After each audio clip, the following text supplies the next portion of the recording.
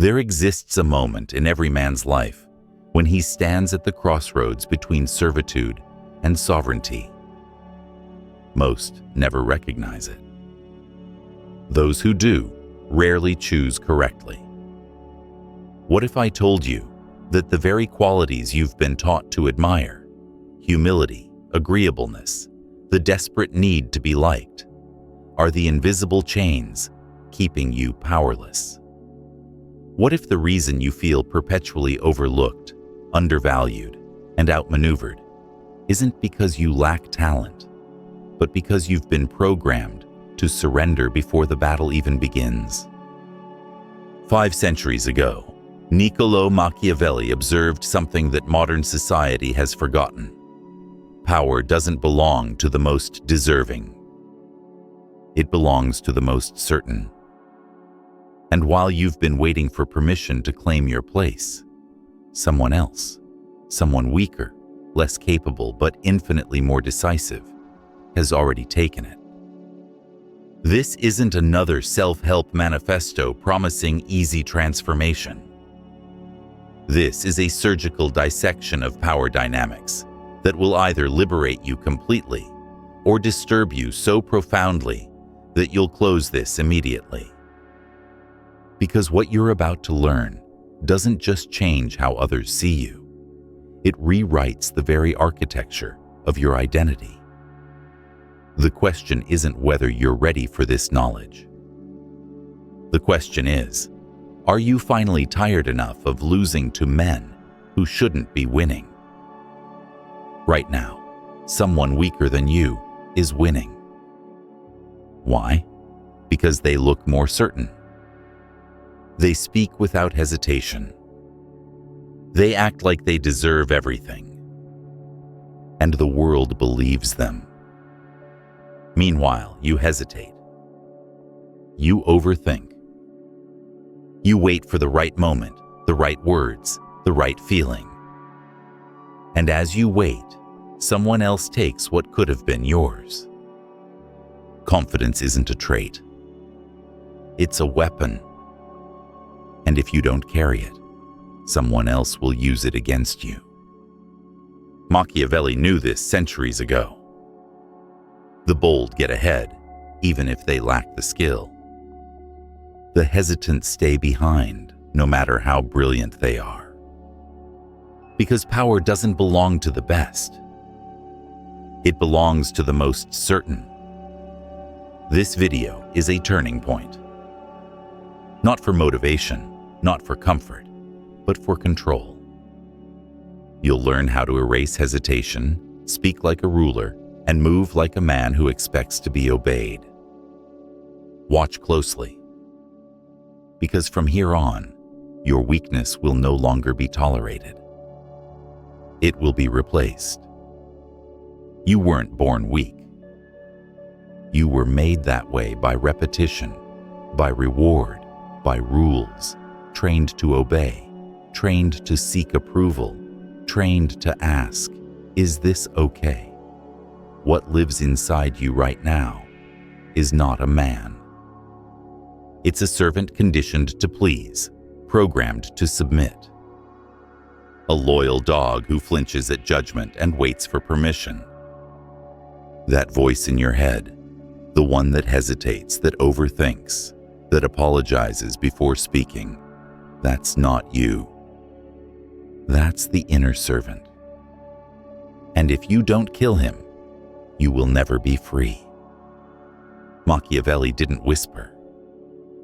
He commanded. He didn't wait to be understood. He acted and let others catch up.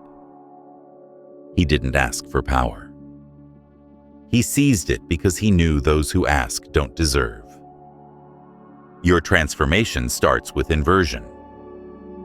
Every time you want to shrink, expand. Every time you want to explain, pause. Every time you want to apologize, stare. Because dangerous confidence doesn't come from feeling ready. It comes from doing what the inner servant would never dare. You walk faster. You take up space. You stop nodding. You stop softening your tone. You speak like your words are decisions, not suggestions. Confidence isn't a mindset. It's an identity. And that identity is forged in defiance. Not against the world, but against the version of you that still wants to serve. So, here's your first rule. If it makes you small, kill it. A thought, a habit, a person, kill it. If it makes you hesitate, confront it. If it makes you weak, deny it. If it tries to be liked, laugh at it. The world will tell you to be kind, polite, and nice. But here's the Machiavellian truth. Nice men are tools. They get used, discarded, replaced. Powerful men aren't nice.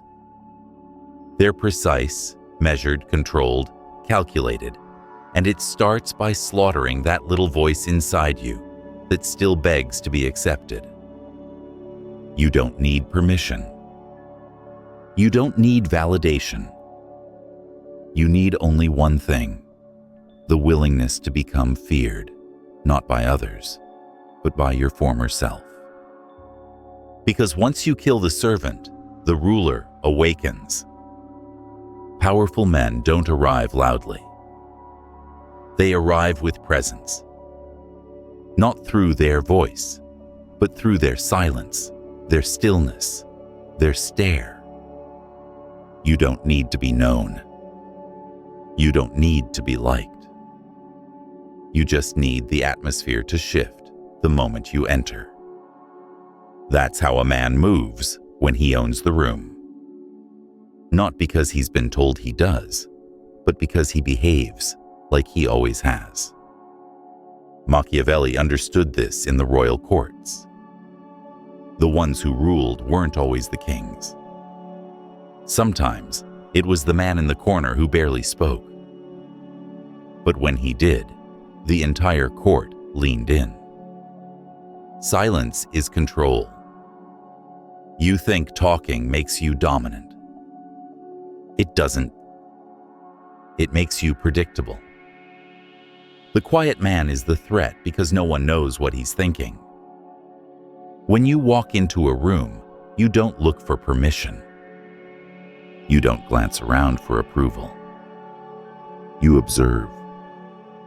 You absorb. You let the others rush to prove themselves, while you calculate. Your posture speaks before your mouth does. You move slowly, not because you're uncertain, but because you're in no hurry. Predators don't sprint unless it's time to strike. Until then, they wait, calm, ready. Most people don't even realize how fast they move, how fast they talk, how often they interrupt, because they're trying to impress, because they're still beneath someone else's judgment. But when you walk in like you own the room, you don't speak to impress, you speak to decide. Every sentence carries finality. Every word sounds like a conclusion. People start to listen differently. They don't challenge you. They calibrate themselves to you. And when others speak, you wait. You let them go first.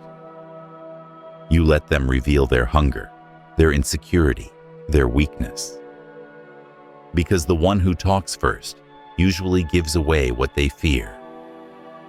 And once you know that, you can bend them at will.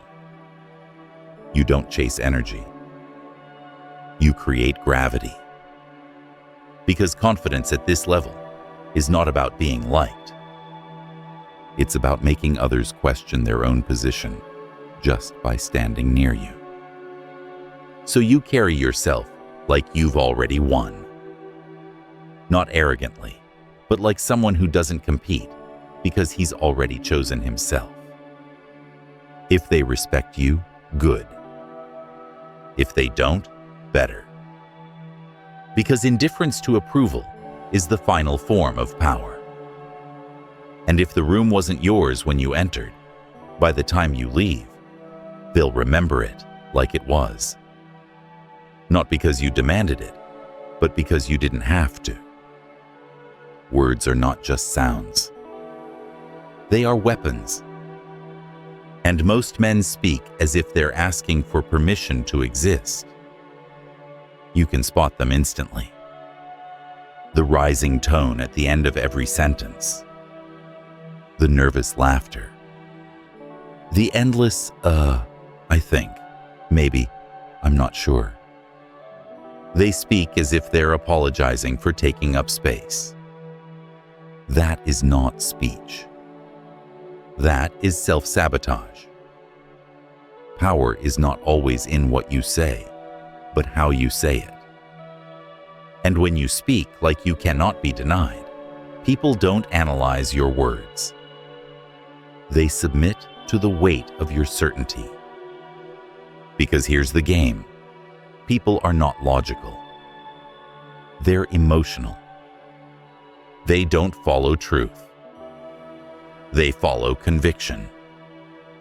If you sound sure, they assume you are right. If you hesitate, they assume you're not worth listening to. So, what does a Machiavellian voice sound like? It's slow, calm, final. You speak as if your words are not open for debate, as if each sentence is a decree. You speak like someone who already expects to be obeyed. It doesn't matter if you're in a room full of experts. If you sound like a decision, they'll defer. That's the first rule. Sound like the end, not the beginning. And here's what most will never tell you. You don't need to speak often to be respected. In fact, the more you say, the more chances you give others to decode you, challenge you, or worse, stop fearing you. Speak less, mean more. When you do speak, eliminate softness. No filler, no explanations, no apologies. Never say, I'm just saying, I could be wrong. I don't know if this makes sense. But those are escape hatches for the weak. Burn them. Say what you mean and leave it there. Let others deal with the silence that follows. Because silence, after a strong statement, is powerful. It dares people to challenge you, and most won't. Why? Because they're too afraid of what else you might say. Now understand this. The tone of your voice is your true message. The words are the surface. But your tone, your calm, grounded, deliberate tone, tells people exactly where you stand in the hierarchy. You want to rise? Lower your pitch. Slow your tempo. Remove the nervous energy. Sound like someone who has nothing to prove and everything under control. Sound like a man who's already made up his mind and expects the world to catch up. You don't win conversations by being louder. You win them by speaking in a way that makes people feel your words aren't suggestions. They're facts. This is how rulers speak, how generals speak, how kings in exile speak before they take their thrones back. And if someone challenges you, never defend, redirect. Don't argue. Don't explain. Don't justify. Just say, I disagree. Or better, that's incorrect. And then move on. Because when you refuse to debate, you signal something terrifying. That your reality is not up for negotiation. That's how you control a room without ever raising your voice. Because confidence isn't volume. It's gravity. It's the invisible weight behind your words. The assumption that when you speak, Others should listen. When you speak, the room should feel it. Not through noise, not through arrogance, but through unshakable certainty. You're not trying to be right. You're speaking like someone who can't be wrong. You're not trying to be heard. You're speaking like someone who doesn't care if you agree, because you will eventually. That's power. And from this point forward, it's how you speak or you stay silent. Confidence without control is decoration. You can walk tall, speak well, move with authority. But if someone can still trigger you with a sentence, you are not powerful. You are exposed. This is where most men fail. They master presence. They master speech. But their emotions still belong to everyone else. A whisper of disrespect, and they react. A compliment, and they soften. A silence, and they spiral. You are not free until you master the invisible war, the one inside your own mind. And that begins by rewiring your identity. Machiavelli understood this in the courts of power. He didn't fear enemies. He feared dependency, emotional or otherwise. He didn't trust affection. He trusted control. Because once people know what moves you, they know where to press. And once they know where to press, you're not dangerous anymore. You're manageable. And manageable men are discarded the moment they lose usefulness. So, here's the transformation. You stop being the man who reacts, and you become the man who calculates. Someone insults you. You don't explain. You observe. You extract data. What are they trying to get from you? What are they hiding behind the insult? Someone praises you. You don't melt. You analyze. Why are they complimenting you now? What do they want? Someone ignores you. You don't panic. You become even colder. Silence becomes your weapon, not your wound. This is what it means to become psychologically unreachable. Not emotionless, but unshakable. You feel everything, but you act on nothing unless it serves your outcome. When someone tests you, you don't lash out. You show no visible discomfort. Why? Because your mind is not a public space. It is a fortress. And you decide who enters. That's how you stop being manipulated.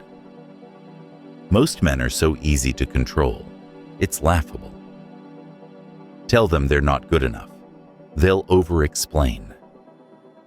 Tell them they're amazing. They'll chase you. Pull away from them emotionally, and they'll beg to reconnect. This is not power.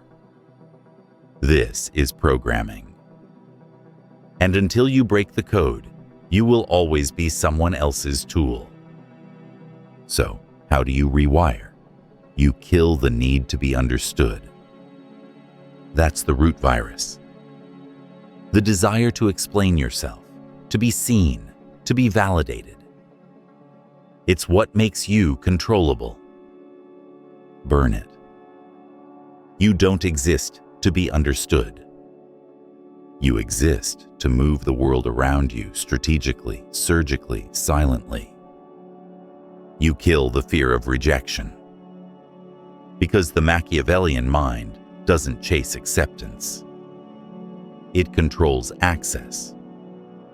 You don't want to be invited in. You want people to wonder what happens when they're no longer allowed near you. And you kill the habit of reacting emotionally. Emotions are real, but irrelevant unless weaponized. You're angry? Use it as fuel. You're insulted?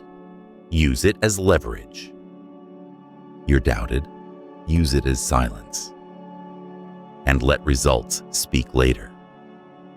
This is how powerful men are built. They don't become robotic. They become undeniable.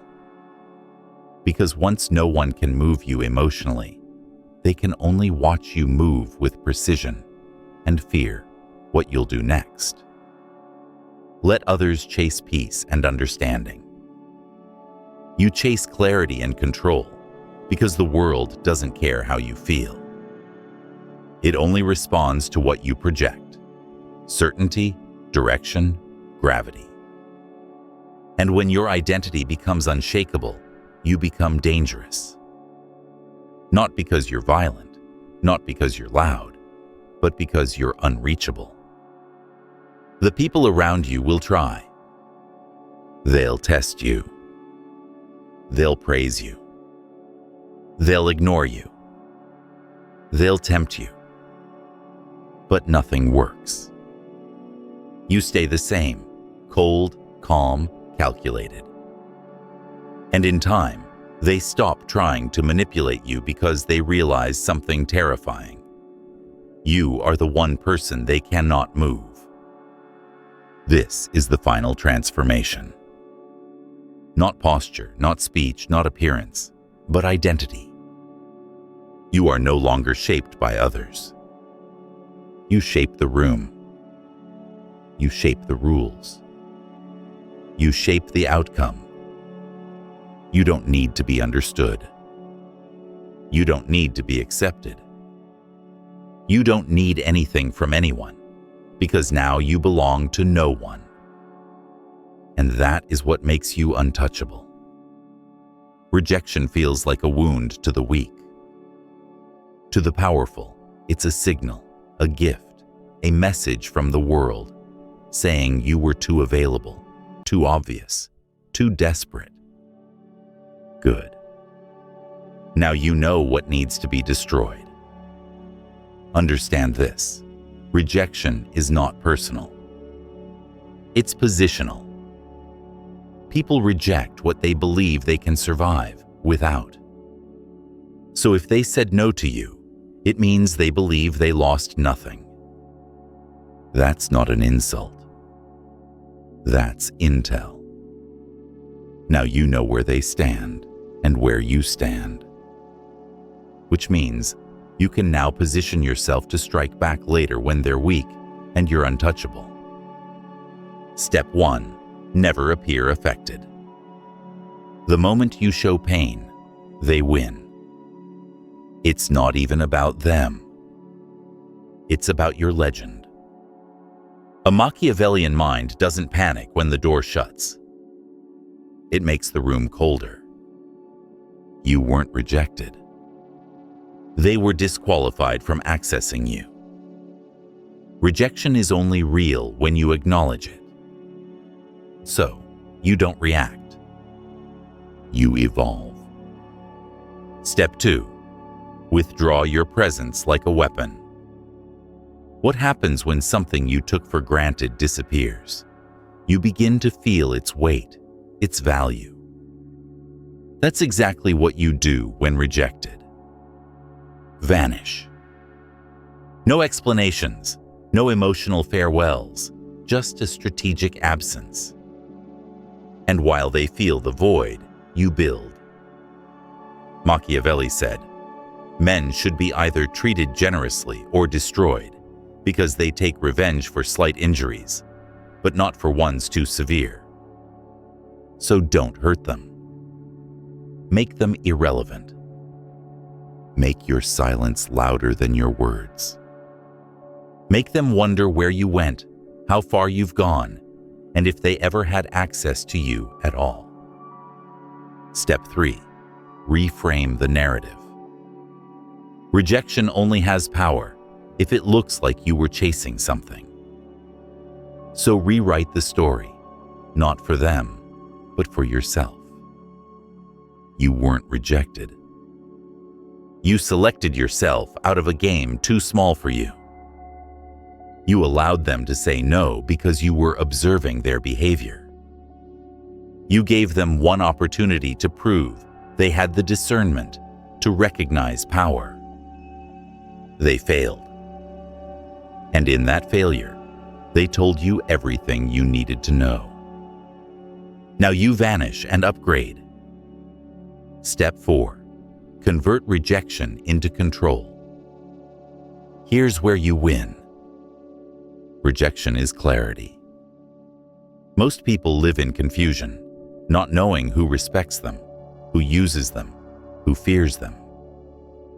But rejection cuts through that fog like a blade. Now you know who's blind. Now you know where your power has no impact yet. So what do? You refine your edge. You sharpen your image.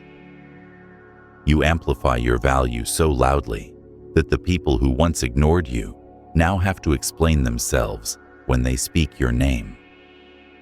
And the next time they come back, they will. You don't even need to reject them. You've already evolved beyond their reach. That's control, silent, permanent, elegant. Step 5. Weaponize your comeback. The goal is never revenge. Revenge is emotional. Machiavellian power is always calculated. So you don't try to get back at anyone. You let time handle that for you. You reappear only when your presence creates discomfort. When your success is so visible, they can't avoid it. When the person who rejected you is now watching you dominate the very space they thought you didn't belong in, you say nothing. You offer no spite, no sarcasm, no ego. You offer a simple glance, or better, no glance at all. Because now you're not trying to be accepted. You're setting the standard. Final word, rejection is not defeat. It's the test, the filter, the fire that shows you what needs to be cold, what needs to be cut, and who needs to be left behind. So remember this, you weren't rejected. You were redirected toward a version of yourself that doesn't ask twice, doesn't flinch, and doesn't wait to be chosen. Now go build in silence and return as a force they can't reject even if they want to. You've been reshaped, not inspired, not motivated. Rebuilt from the inside out. Not with affirmations, but with action. You didn't wait to feel ready. You moved. You acted. And you learned that power doesn't belong to the perfect. It belongs to the bold.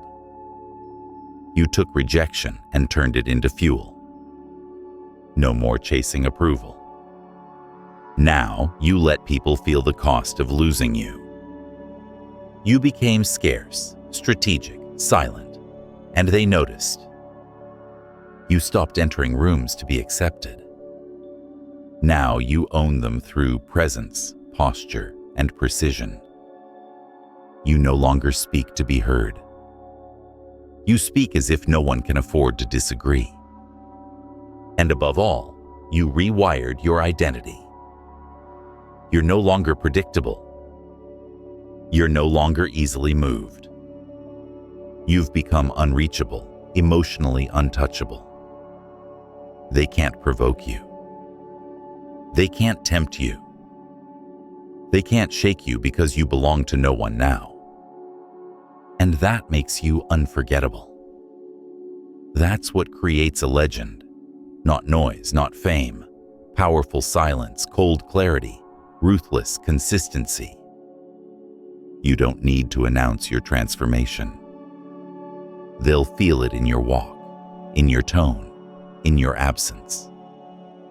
You've become the man people observe quietly. The one who used to chase, now being chased. The one who used to ask, now deciding. The one who no longer needs approval because he became the standard. So no, this wasn't just about confidence. This was about dominance, mental, emotional, psychological. You are not here to fit in. You are here to move the pieces, to bend the room, to haunt their memory, even in silence. Because legends don't beg, they don't explain. They exist, and the world reshapes around them. Final command: like this video if you're done chasing. Subscribe if you're ready to become the kind of man they can't control, can't predict, and can never forget. Because this isn't self-help. This is war. And you just became a weapon. In the end, there are only two types of men in this world: those who shape reality, and those who are shaped by it. You began this journey as one person. You will leave as another entirely. Not because you've learned new tricks or adopted clever strategies, but because you've undergone what philosophers call apokatastasis, the complete restoration of your original, uncorrupted nature. The servant is dead. The master has awakened. What happens next is no longer theory. It's inevitable. You will walk into rooms differently.